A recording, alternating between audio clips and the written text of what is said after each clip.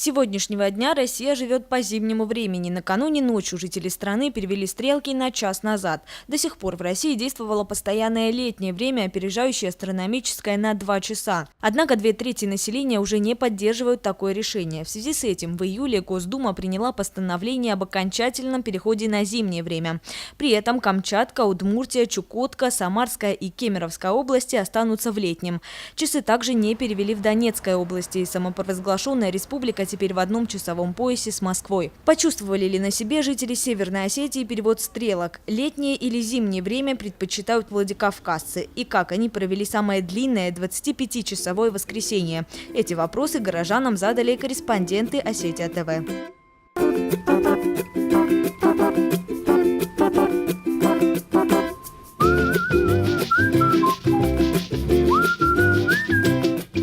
Здрасте, Осетия ТВ, как считаете, хорошо или плохо, что страна перешла на зимнее время? Честно говоря, только что переводил часы, и вот друг сказал, что вроде перевели сейчас время. Не знаю, насколько это хорошо, но вроде думаю, что да, думаю, что это нормально. Но пока нам не очень это нравится. Конечно, когда ты встаешь в 8 часов и темно, это не очень приятно. Хорошо или плохо, что страна перешла на зимнее время? Плохо. Почему плохо? Потому что, как сказать? Потому что холодно.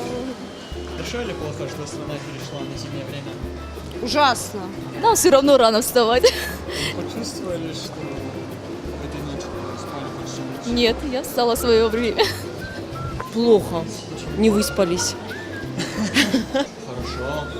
Снизится количество аварий, снизится стресс. Нам жить станет легче. Спасибо. Спасибо. Удобно.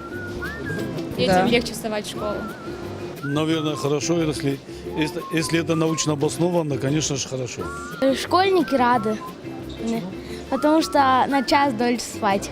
Темнеть же раньше начнут гулять, меньше времени останется. У нас в наше время люди больше в компьютерах сидят, чем гуляют. Это как-то нам безразлично. Без разницы, да. Осетия ТВ, скажите, пожалуйста, хорошо или плохо, что страна перешла на зимнее время? Я думаю, хорошо. Вставать светлее. Чувствовали, выспались? Выспался. За неделю первый раз, между прочим. Спасибо большое.